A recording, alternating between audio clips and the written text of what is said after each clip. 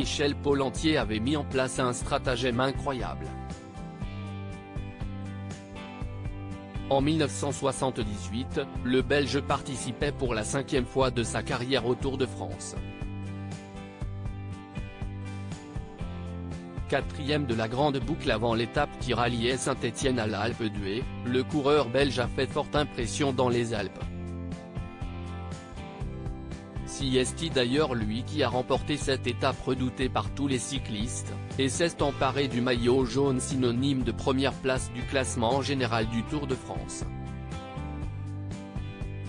Comme le veut le règlement, le vainqueur de l'étape s'est évidemment plié au contrôle antidopage, réalisé ce jour-là par Reynaldo Sacconi, pour l'Union cycliste internationale, et le Dr Alain Calvet pour la Fédération française de cyclisme.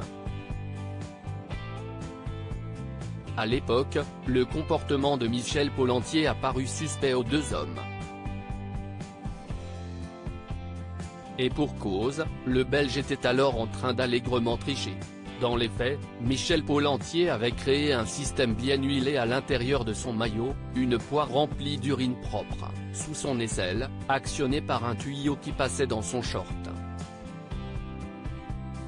Pollentier se serait servi de son appareil. Il aurait rempli le flacon à ras-bord, et je n'aurais rien vu, racontait le médecin dans un documentaire. Mais moi, j'ai un principe, c'est moi qui fais le prélèvement. Donc tant qu'il n'a pas uriné, je ne bouge pas. Alors je reste là et j'attends. Il avait le flacon, et qu'est-ce ce que je vois? Le flacon qui se remplit, alors que je ne le voyais pas uriner. Je mets ma main, et nom de nom, je tombe sur le tuyau alors j'ai tiré dessus, j'ai reçu toute l'urine sur mon pantalon. Alors je lui arrache, je le mets sur la table de l'inspecteur en lui disant, voilà, il y a fraude.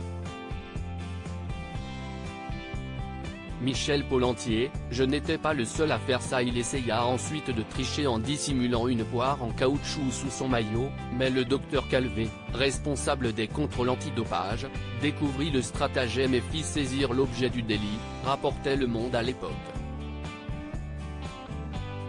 Dans la foulée, il a été exclu du Tour de France par le jury des commissaires. Comme le voulait la loi en 1978, Michel Pollentier a écopé d'une suspension immédiate de 2 mois et d'une amende de 5 000 francs suisses.